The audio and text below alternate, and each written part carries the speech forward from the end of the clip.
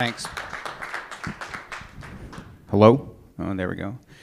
All right, so I'm Brad, as Steve said, and I was just listening to Mark speak and thinking about this panel, and we're kind of in this interesting spot because we still have the majority of your attention because we're like the first panel, but we didn't give away free chips, so I don't know how that's going to work for us. But I'm Brad, and my job up here today is to facilitate a conversation on the new dynamics of trading, and ultimately I think what we want to do is get to what's on people's minds out there and have a conversation with you. I have a whole series of questions here, but before we get to that, and before we get to my jokes, that was a joke. You guys are a tough audience. Hello, Cleveland. Why don't we go and talk about get the background from everyone on the panel here, because they're really the stars of the show here. So why don't we do a round of introductions, and then we'll get to the jokes and the questions. Hi, I'm Ashley Evenson. I'm the Director of Digital Media at Ciceron. We're a Minneapolis-based agency. I'm not Sargi. She dropped out, and I am picking up the baton here, but I'm Caleb Pinkerton, a Digital Director at Kelly Scott Madison. I'm actually based here in our Austin office, KSM South. And I'm Brad's sidekick for the jokes, right? I mean, part of what we do in analytics is make really poor jokes and leave it up to the others to analyze whether that was good or bad. So I'm Ram Singh. I work for Performics. I've had the luxury of working both on the brand and the agency side. And I'm here really, as I said, to support Brad on the jokes. Excellent, I appreciate that. We're going to go to you as our first question, but before we get to the first kind of question, what I wanted to propose, and let's be honest, this could be a complete disaster, but I'm going to throw it out there anyway. I'll never see any of you again. So what I wanted to do was, I'm going to ask Ram here in a second to talk about the shifts in programmatic in the last year and what he's been seeing from a brand side as well as a marketer side. But then after that, what I wanted to do, I don't know if Steve is still with us here, is I wanted to just ask folks, you've all read the little description, you're all still sitting here, most of you are doing email, but what is it when you read that description that you're kind of interested in? If anyone wants to share some topics, we would love to talk about them because we've got a lot of great experts up here. And if no one wants to share any topics, I'm going to power through these 12 questions, and we're going to fill that 45 minutes that way. So, but before we get to that, Ram, did you just want to talk about, in the last year, what you've seen shift from a brand perspective, from a marketer perspective around programmatic as far as trends? Yes, most certainly I can talk about that. Actually, I appreciate you giving me the first question because obviously the prime thought on Brad's mind would be, let's hear from the analytics guy who has no bias, right? Not from the buyer side or the seller side. Right, Brad? Exactly. That's why we're doing it this way. This was rehearsed. So you're looking at the next prime time casting show right here. So good job, Brad, on playing along. No, but the reason I bring that up, the short answer is yes. From an analytics guy, I've been in marketing for almost 25 years, as I mentioned. My background does lean very heavy on analytics. We are seeing a shift. I mean, none of those things that I'm going to say in terms of what you're observing is going to be news to you. You're seeing, on the one hand, availability of inventory. On the other hand, the price is going up. You're probably seeing an increased demand on technology infrastructure. You're probably seeing an increased demand on computational power. So those are all the things that we are seeing, definitely across the list of clients that I serve at Performics. Performics is a part of the larger Publicis media organization. None of these observations that we service across Publicis are going to be new. But the reason my POV from the analytics side is the one underlying observation across all of these things is we're getting more and more and more questions from the clients to try to explain the performance that comes with each of these buys. And so we're often finding ourselves in a situation where we are doing pairwise comparison of these factors.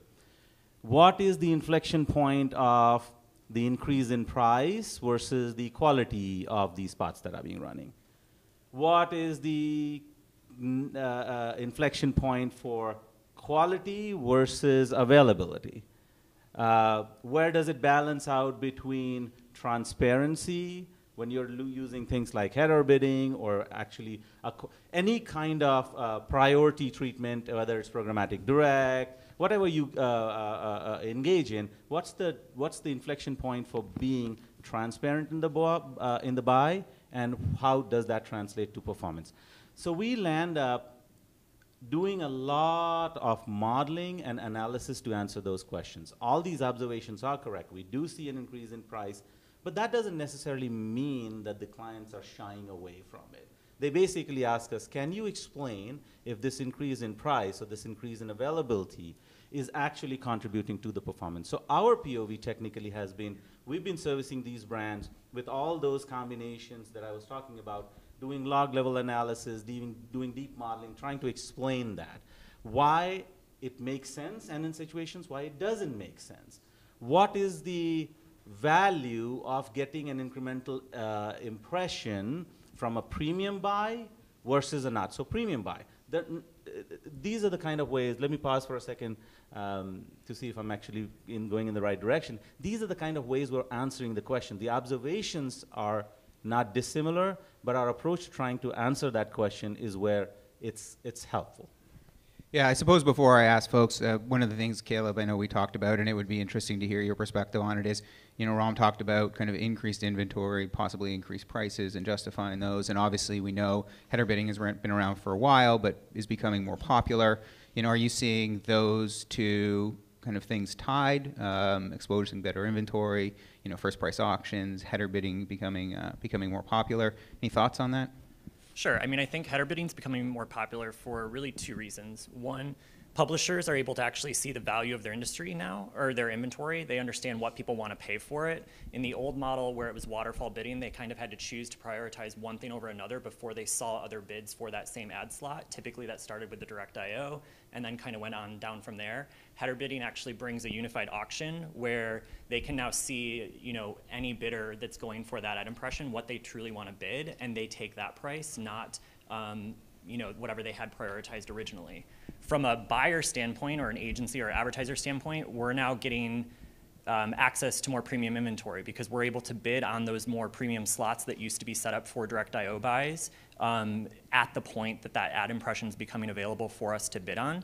I will say there's a little bit of lack of transparency there always, and not understanding when we are or aren't header bidding, so we don't always know for sure that that was, you know, a header bidder or header bidding environment when our ads served, but it does give us access to more premium inventory as a buyer.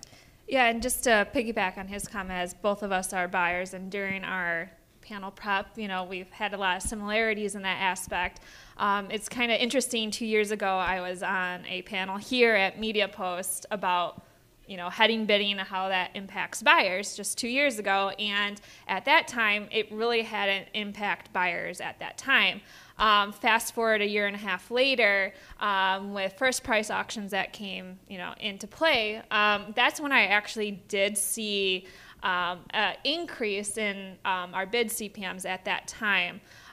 You know, what we did to kind of combat these increase of CPMs, it was really because the first price auction really came full force, is looking at really tying our min and max bid together to make sure that we're not overpaying for inventory, because that's the biggest issue with first price auction, is that you're going to overpay for inventory. So that is something that, you know, we as buyers have to really look closely, especially I feel like in the last 6 months, and maybe you could add as an analyst, do you think it's in the last 6 months, or if it, you know, has been longer than that? Because that's what I've seen as a buyer. We certainly have seen a lot of our large clients start asking that question in the last 6 months. For us, it actually started a little bit before that, because to your point, the average CPMs were rising, and the questions we started getting is not so much around why is it rising, but the question that always came from the client is, my average costs are increasing. I see that a lot of that is being pulled or contributed because of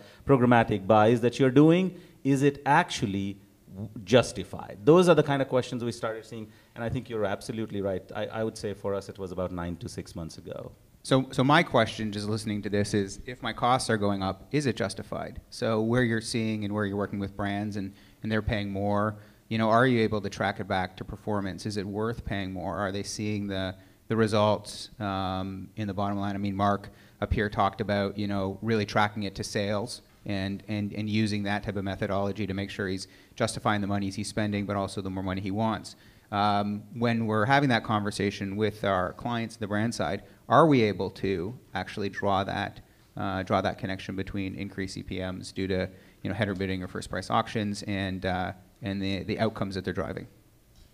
For me personally, I think just making those adjustments when I did see the shift happen, I was able to kind of get back to even playing field. And, some clients I did see a 10% increase on performance. I'm okay with paying a higher, CPM, especially on that premium inventory, because I know it's going to convert a little bit better. So it's all about backing into, those cost per acquisition goals. So as long as we stay within those parameters for our clients, I'm okay with paying a higher CPM for premium inventory.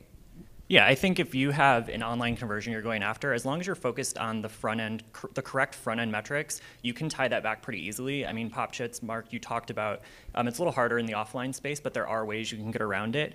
We focus on, another reason we saw CPMs increase is we started focusing on viewability when that metric really became mainstream and kind of out there in the space. You should focus on viewability whether your campaign is an awareness-based campaign or a CPA campaign, because you may hit your CPA goals and not be focusing on viewability, but you're taking faulty and inaccurate credit for the performance you're seeing happening on your site if your ad was never viewable, because a non-viewable ad cannot influence consumer decisioning. The cookies might talk to one another on your website and the ad that dropped on the user's computer, but that's not true performance if you're not focused on was the ad itself viewable.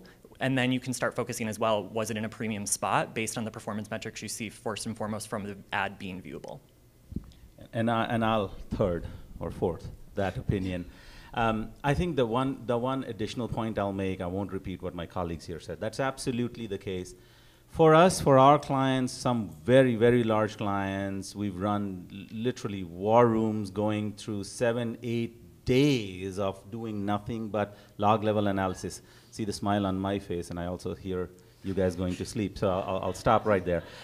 We've done a lot of that analysis, but the mins and max that you were talking about, the short answer is it is effective, it is worth paying the premium, but not a blank slate. We find that different campaigns, we have to run the analysis by campaigns. In many cases, it actually does work. So think about these stacked bars that you often see in any marketing presentation, right? If you're incurring $1 of that cost, 10 cents on the dollar is attributed to your baseline, 20 cents comes from this, 30 cents comes from this. If you start to think in those terms, that is where you start getting into the mins and max. The mins and max that are being set are coming from deep analysis from our case. So for example, if you're using second price auction, what you as a buyer are probably thinking about is, I don't want to bid too low that my SSPs are going to cut, or exchanges are going to cut me out, right? So what is that min without going too low and not falling off the inclusion point, and at the same time not bidding so far up that the value that you get in performance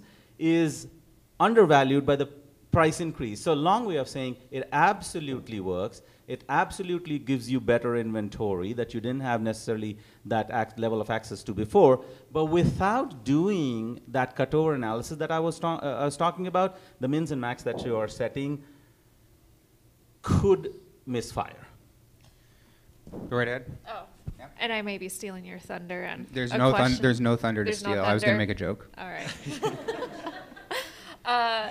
The biggest issue I have with first versus second price, and this is just as the landscape matures, is, as buyers, we don't really have transparency on who and what is doing first or second price auctions. So as this, I don't know if it's tradition, but as this is maturing, really getting transparency on what publishers are doing this, what are the hard floors, what are the soft floors, just getting more transparency into that, because right now it's a little bit of a black hole. So kind of an adjacency to that, and I'm going to keep my jokes because Ram dropped a log level joke there people laughed at, so clearly my jokes are not in the right zone. because I don't have any log level jokes. I was debating between stones and logs. Got it. You can have a caveman joke. That'll work too. Nice. So I have no idea what he just said. No, I'm joking. But kind of an adjacency to this conversation, which is supply chain or supply path optimization or SPO. You know, Ashley, do you want to talk a little bit about what it is, but also talk a little bit about, you know, what buyers need to know and how it's kind of changing the way DSPs operate? Yeah, I think it's becoming, for DSPs, you know, really confusing for them. I know they probably have developers and the nerds of the nerds really trying to figure this out because it's really has changed the landscape over the last 10 years on, you know, it's been historically a second price. So I really am relying on our DSPs to kind of really navigate this space and really communicate to us as buyers and brands on, you know, the changings of this, because as mentioned 2 seconds ago, it's been a little bit of a black hole. So I'm really relying on our ad tech partners to communicate what they're doing on this. I know one of our ad tech partners has implemented like an auto optimizer tool to really look at historical data to see where best to, you know, place the bid. So right now, until there is more transparency and the development of this, we're really relying on our DSPs to communicate and provide us with tools to best bid. Cool. And I know Caleb, you're pretty passionate about, you know, not only addressing the tactics, but kind of taking it up to a strategy level. So, you know, we're talking a fair amount about tactical stuff. We're talking header bidding, first price, we're talking about SPO. You know, how do you kind of elevate that conversation from an agency perspective with your clients to, you know, tie the tactics to the strategy so that it puts it into perspective for them? Sure. It's complicated. I think we're sitting up here talking about things that are black holes. We're talking about things that change overnight. It's probably always going to be complicated. Both the demand side and the supply side technologies are constantly innovating and evolving to respond to one another, and also the needs of clients and agencies pushing on them for more transparency and different features. You can educate, you know, where agencies come into play is really bridging that gap between clients and the technology. So we ask a lot of questions when we meet with our tech partners. We dig into their algorithms, we dig into what they're doing, because that's ultimately where we're going to bring value to a client. We kind of pigeonholed programmatic very early on as being a tactic because we focused on cheap inventory, we focused on bottom of the funnel. It can do so much more than that, and agencies should play a role in really shaping that brand's story. You know, PopChips kind of spoke to this, and it's good to see they're kind of thinking in the same way. You have to have an overarching strategy, and you really have to know who your brand is, and, you know, rely on consumer truths to drive that emotion and your brand performance forward. Programmatic can be really instrumental in that because of the machine learnings and the AI that can make really smart data-driven decisions in the moment to deliver your ad to the right user. But it's complicated. Agencies have a place there to really kind of break that apart with your technology partners and help clients understand. And Ashley, you know, we talked about, and you actually asked the question around, you know, creating consumer experiences through programmatic techniques. Did you want to talk about that, which I think is obviously a little bit more at the strategy level than at the tactical level, and how you kind of have those conversations with your clients, and just maybe some illustrative examples of brands that are doing a good job of that? Yeah, so to kind of go off, you know, to his point, like how do we use programmatic and really taking, you know, what we just talked about, you know, first and second price auctions is, you know, what is the future for this? Just not, you know, we're kind of really talking about display right now, but does this impact the emerging channels that was talked about a little bit earlier? Does this impact native? Does this impact video? How do we use programmatic in a meaningful way across channels, an omni-channel approach on using data to really target these users? And how granular can we get on that? So to create a consumer experiences, how do we can use all this data across multiple touch points, programmatic, in addition to how does this make sense on social? Because that's really a huge part of this whole digital approach as well. And I actually consider social platforms to actually be programmatic. My definition of programmatic is the automation of medium buying through the use of data. So creating that between what has been historically called programmatic and social across all these channels and really create a consumer experience that's cohesive using similar data points. Hey, Ram, I know you spent some time on the brand side as well as on the analytics and the agency side. And I know you're obviously part of the Publicist Network, so dealing with some pretty materially large clients. You know, how are you having those conversations around kind of consumer experiences and elevating out of the war room and the stacked bar charts and the waterfalls and stuff like that? Great question. No, I think I'll pick up where Ashley left. Having conversations with consumer about the entire decision journey, I'm sure every agency slash service provider in the room uses some more model of customer journey, experience journey. We have something similar. We call it intent-based planning. So we start right there. I think, and this wasn't very different than what you heard in the PopChip's presentation as well. We start every conversation for us, think about it from business perspective, does start at the consumer journey.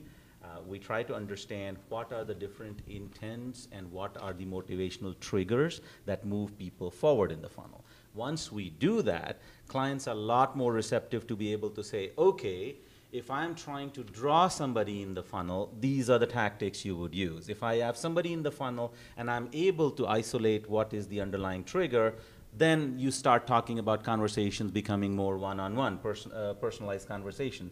So I don't know if that gives you a feel for what we're doing, but invariably, somebody calls it planning stage, we call it an intent-based planning. It starts with trying to understand what are the trigger points for the journey of the customer. Obviously, it is different by audience, it is different by subgroups, it can be different by behaviors, but nonetheless, from a brand perspective, what are the messages, what are the emotional connections that'll help you get to that trigger point and move to the next level. I just went from consideration to purchase, et cetera, and that's where we start. So I suppose my question is, and going back to the very first question I answered, which is, you know, in the last year, the advancements we've kind of seen in trading and the new dynamics, which is, you know, the name of this panel, and we talk about telling stories. Are we able to connect those two things? Because I think we've been talking about telling stories from a marketing perspective forever. But are we seeing any of these advancements that we've been talking about make it easier to tell stories? Or is this just a different set of tactics that make it, you know, that make it just as difficult to tell stories as before? For me, this is where for everyone. That question's for everyone. I'll take a stab at and then let my colleagues jump in from the buy side. This is where knowing the inventory actually starts to matter. This is where knowing the pieces matter. So again, I know we talk about transparency, and again, I say this from my 13 years on the brand side as well. No inventory is bad. It's bad at the wrong price. Obviously, I'm not talking about things that should obviously be exclusions. I'm not going there, but what I'm saying is every inventory is right at the right price, and so this is where knowing the inventory is phenomenally helpful. You can make the connection if you know where you're running and that destination. Is it an information seek from the user, or is it something that would denote that the customer is ready to make the transition to the next stage of the funnel, and that is where it will be helpful to make that connection.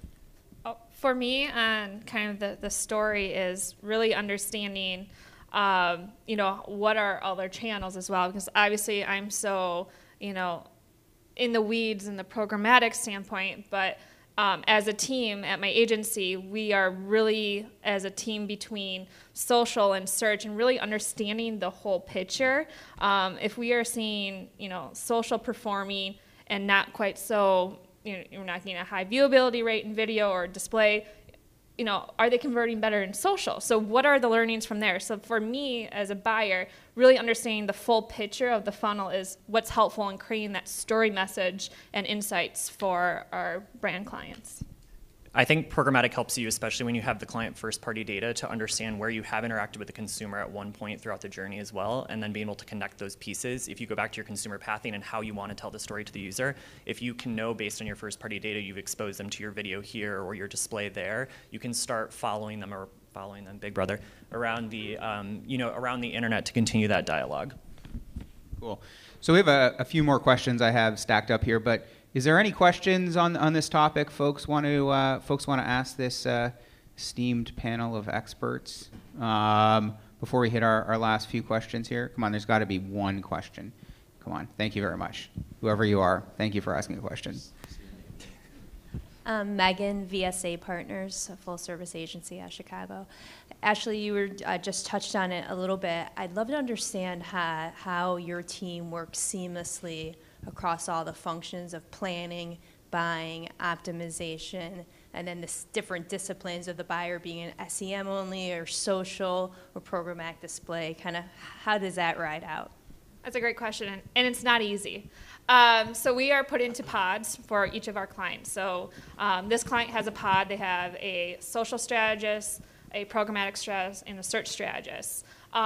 There's meetings multiple times a week. There's nothing proprietary where we're trading across any kind of systems, but it's really understanding and meeting as a team multiple times a week about these campaigns. And we also have an insights person. So that insights person is looking at, the Google Analytics or anything of that sorts and communicating that back to us. And then as we're logging into the DSPs, Facebook, Instagram, Snap, and looking at kind of what I call front-end versus back-end metrics, we really tie them together. So we literally, as a team, sit together to really understand the metrics, and we go ahead and we move budgets as we see fit based on conversions or whatever that campaign's objectives or KPIs are. But yes, that's kind of in summary on how we do it. We do very similar. You have to be structured around client teams, and you have to have the right people in the room at the front end and all throughout the entire process to really make sure everything works cohesively across the whole picture.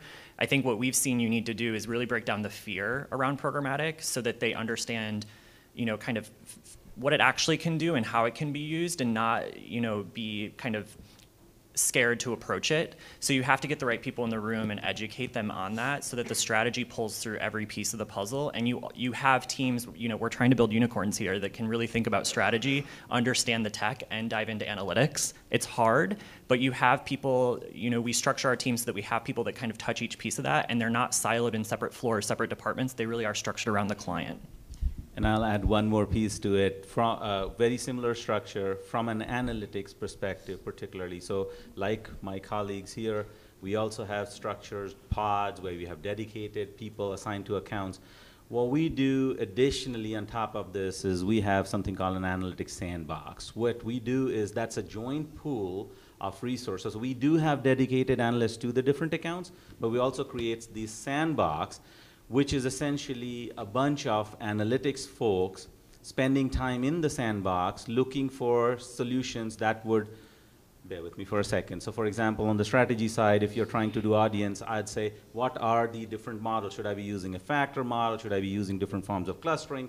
Those are the, if you're talking about optimization, MTA, MMM, lift analysis, ad stock decay. These are all the kind of things that we look at in our sandbox, and each account that we service gets a certain proportion allocation / benefit from the sandbox, which is where the solutions comes out. So a combination of dedicated people plus a sandbox to support practice development. And I think too, just to have a great understanding, there's different targeting and similar jargon between like DSP jargon versus social jargon. Like, okay, what's a lookalike in a DSP versus a lookalike in Facebook? So there's similar jargon, but actually the targeting is a little bit different. So that's something that we've tried to really cohesive put together for our clients too, is the jargons and what it means in this platform versus this platform, and really kind of best utilize our expertise to bid on these different platforms. Anyone else have a question for the panel before we hit our last? I wanted to. Whoa. I'm sorry. I wanted to talk a little bit because I'm a media guy and an old media guy. I'm always concerned whenever we do programmatic shows about the value of context. And I want to sort of tie what you guys have been talking about back to what Mark had started us with. And he had explained this really complex, intricate soup in which everything, including highly geo-targeted driver ads pushing people into stores, also had an impact on overall brand and favorability. So as you're talking about things like first priced auctions and header bidding that's giving you access to better inventory at better sites, I'm curious how context is figuring into the equation. Ron, when you're explaining to clients what's the value of these additional prices, well, it's not necessarily in bottom line performance, but there are other metrics here as you're getting higher up at more premium sites that have to do with context, favorability, affinity. Are they coming? How are they coming into the mix at all? Are we starting to get a better sense of how context and where context really matters? And is it influencing the way you're both targeting but also improving creative, so that we're not getting those classified ads now on the front page of CNN because we have access to that inventory now? So I'll take a quick stab at it and pass it on to my colleague. Excellent, excellent point, and I really mean it. Because what lands up happening is, if you start to think about from a CMO's perspective, right, like Mark was describing, right, at the end of the day, the marketers who are hiring us to do this job, they are asking us to do this for a given goal. That goal could be sales. That goal could be increasing brand awareness. That goal could be putting more people in the funnel of consideration. That goal could be getting in front of them and doing nothing but an information share, right? So the purpose, the dependent variable, the whys, the goals, these need to be defined first. So what we land up doing is we land up mapping the dependent outcome at each stage of the funnel. Not everything has to be a conversion. So to your point, if we're doing this right, if we're showing our ads at the right place at the right time, and it's a pool of audience that all of a sudden became unaware to looking at your brand as a possible alternative, that is an outcome. It doesn't necessarily translate into a click-through and an immediate sale. It's not very dissimilar as looking at, let's say, a search funnel and looking through 28 different searches that were conducted before somebody actually filled out a form or engaged with you.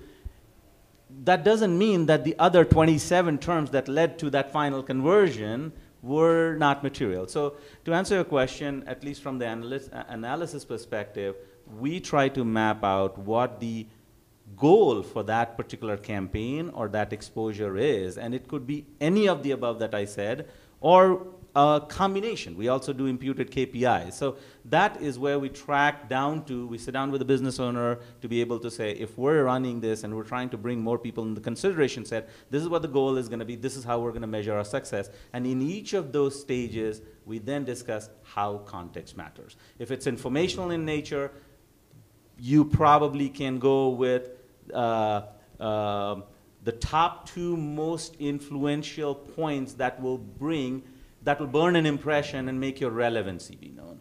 If you're at the bottom end of the funnel, you're probably not looking at features as much as what are the top 2 triggers that will finally allow me to enter my information and do a transaction. So that is how we map the journey, and then we make sure that the context is associated in the right way in every manner. Yeah, I would say, and then I'll pass it over to Ashley, I'm going to actually take a shot at answering this.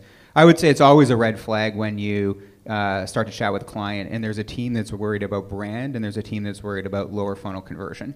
Because ultimately what ends up happening is those KPIs aren't connected.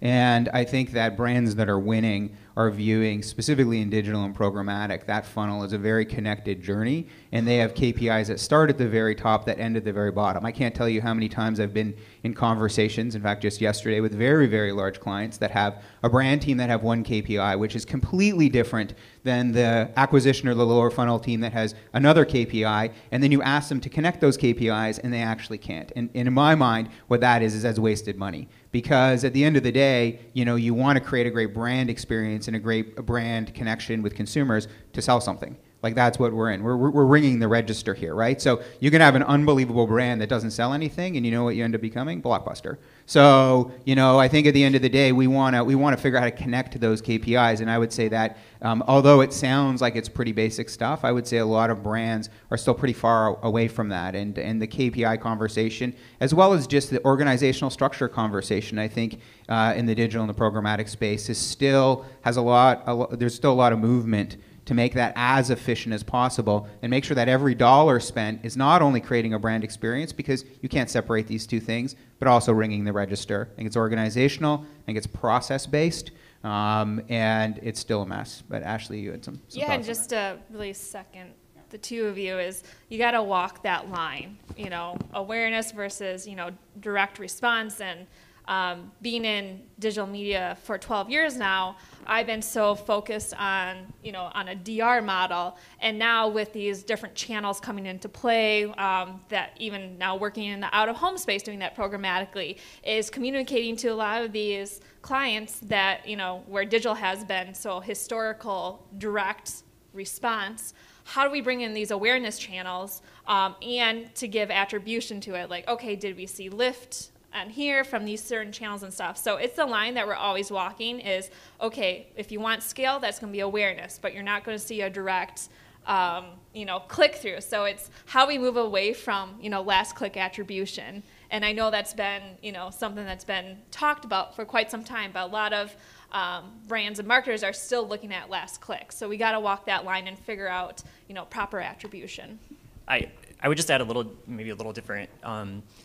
I focus also the message has to be right. It's not even just about the context, and yes, you have to set different KPIs at different parts of the funnel, but I think creative agencies or if the brand's leading the creative strategy needs to lean in to what we're talking about to make sure we're paying off the messaging. I may get it in the right context from a page standpoint, I may get it to the right user, but if the message falls flat or it's working towards some, I'm going to call it fluffy brand goal of, trying to change perception, and I'm being held to a CPA, a sale, and it's not even talking about them wanting to buy, we have a disconnect there. And I think I see that a lot in our space in terms of, creative agencies and clients not necessarily taking the steps with messaging that they should be.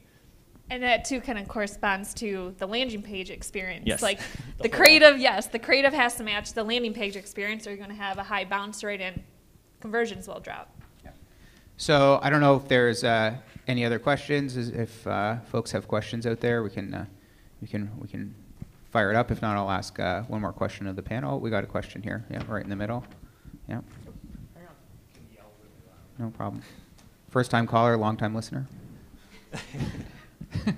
Brett Chamberlain, Sapien Razorfish. So Ashley and Ram, you guys were talking about a MTA a couple of times here and proper attribution. I tend to run into issues between attribution and KPI, right? So you've got optimization KPIs and you got reporting KPIs. How do you bridge the gap between optimization and attribution when attribution takes so long to actually get any reporting through that 2 months down the road, it's now completely irrelevant? Excellent question. This is where I was talking about, and first and foremost, I'm so thankful. The moment, typically the dead giveaway, by the time I start talking about imputed KPIs, half of the people in the room are asleep or dead. So I'm glad that you're actually awake. But this is really why I started talking about imputed KPIs, right? If you've run regressions, if you run probits or logit models, you know that sometimes the only way to tie disparately different KPIs is a proxy that has weights assigned to each one of those. So you've got X% assigned to a brand goal, you've got Y% assigned to engagement, Z% assigned to cost, ABC% assigned to conversion, right? So if you think of a world, think of it from a marketer's perspective. The chief marketing officer may have 3 teams, one assigned to brand, one assigned to search, one assigned to engagement, social, etc. Those goals are disparate for the different team, but for a chief marketing officer, like Mark was talking about, eventually it in some way combines together. So first step, figure out if you have a way to combine those disparate KPIs into some form of an imputed metric, right? Where you have weights assigned to do that. That's when you then start looking at the independent variables and start running your attribution models. You can use a COTS product, you can use your own attribution models that you may build in-house, but at least that's how we've tried to solve for it. Sometimes we've also run into situations where a disproportionate large amount of spend is controlled by one unit in the marketing department, and they want to run a standalone attribution, not in terms of the touch point, but in terms of their goals. My goal is only conversion. My goal is only brand awareness, and I want an attribution model run for it. So we've also done that. But where we are working with CMOs who have the ability to run into some form of an imputed metric for combining those goals in a material way, that's what needs to be defined first before you throw in all the touch points and try to answer what the attribution model looks like. Does that answer your question? The other thing I'd say, and I know we're at time, Steve, is that as an organization that's spending material money in digital, you need someone to be marking your homework, and that group needs to be at arm's length, and they're worried about the media mix models, and it's very kind of looking backwards, and that's an important function. But I think one of the things we also see with marketers is, you need an operational marketing data team that's optimizing real time. And I think a lot of organizations confuse those two functions, which is, what is my arm's length team that's marking the math and looking in the rearview mirror? And what is the team that has more nimble KPIs and metrics that is, using a little bit of art and a little bit of science to kind of guide in-flight campaigns? And I think, organizations that are winning have separated those two functions. And I think organizations that are struggling have brought those together, and they apply too much math to in-flight campaigns, or too much historical data, or they're waiting for statistical significance when something's clearly not working, but yet they don't want to make that comment because they're operating at 99% statistical significance, and they're not going to give you a report until that happens. And so I think, what I feel like, and I've made a few comments a few times, is that organization plays a lot in winning in digital. I think the tools are important, but if you're not set up structurally for it to win, and one of the questions from our first question from the VSA folks was a structural question, I think you're not going to win. And so I think it's a combination of not only the tools, the strategy, but also the structure. And I think we're at time there, Steve. Yeah, Brad, but the good news is we do this in a round table at the end of the morning, and we'll continue the conversation there. Brad, panel, thanks for bringing us into the weeds really fast.